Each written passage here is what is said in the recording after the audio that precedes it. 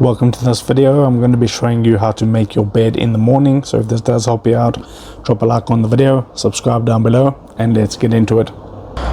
Okay, so making your bed in the morning isn't going to take you that long. Okay, I'll show you the quickest way that you can do it. So your bed might look something like this in the morning when you wake up.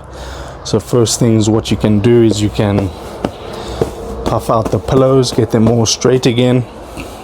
Okay, then you just take your cover, bed cover, and you can make your bed. So depending if you have a double or single bed, it'll take longer, but you just want to straighten everything out, remove anything off the bed that you don't need, okay, like clothes and stuff like that.